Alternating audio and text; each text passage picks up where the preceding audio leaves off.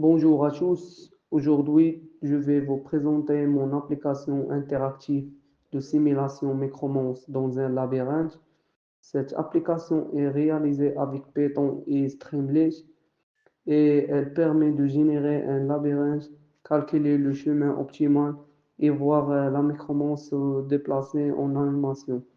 Voilà le dossier principal de l'application. Le dossier contient plusieurs fichiers. Le fichier principal applabyrinthe.py. Concernant ce fichier et le corps de l'application Streamlit, il gère l'interface d'utilisation et la logique principale de la simulation Micromons. Il utilise Streamlit pour créer des boutons interactifs et des sliders permettant de générer un labyrinthe, de choisir la taille et la vitesse de l'animation et de lancer la micromance sur le chemin optimal. Le fichier stocke le labyrinthe dans session stat, ce qui permet de conserver son état entre les interactions. Lorsqu'on clique sur animer, elle appelle la fonction animate optimal path de modèle utile.py qui calcule le chemin optimal avec,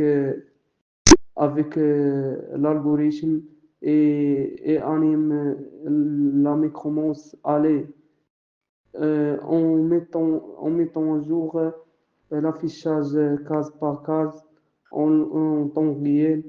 Le fichier inclut aussi un bouton reset pour recommencer la simulation avec un nouveau labyrinthe.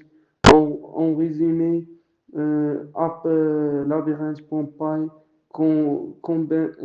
combine l'interface, les paramètres et l'animation pour offrir une expérience interactive et fluide de simulation Micromance.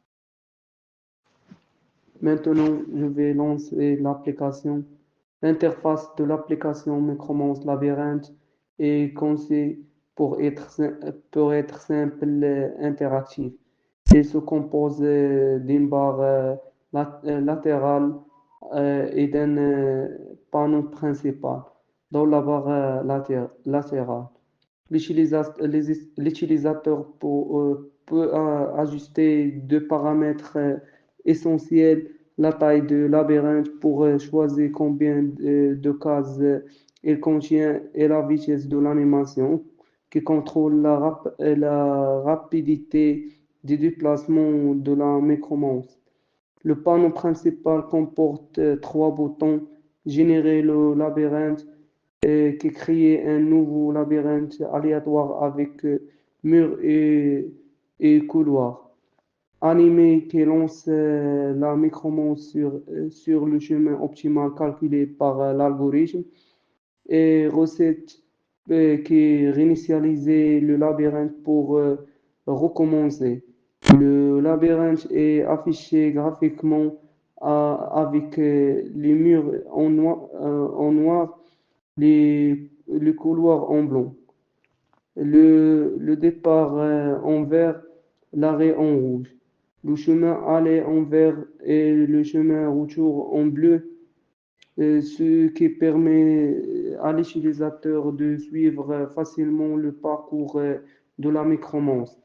L'interface rend ainsi la simulation claire, visuelle et interactive, même pour de grands labyrinthes. Maintenant, je vais tester l'application par trois labyrinthes différents. Voilà la première labyrinthe et voilà le deuxième labyrinthe. Nous allons voir le micromance se déplacer.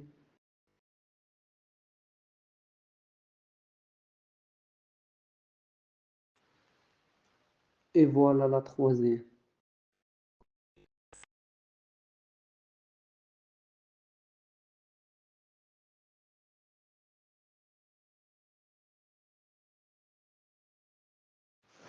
Voilà, nous avons arrivé à la fin de cette vidéo. Merci d'avoir suivi cette démonstration de la micromance dans le labyrinthe.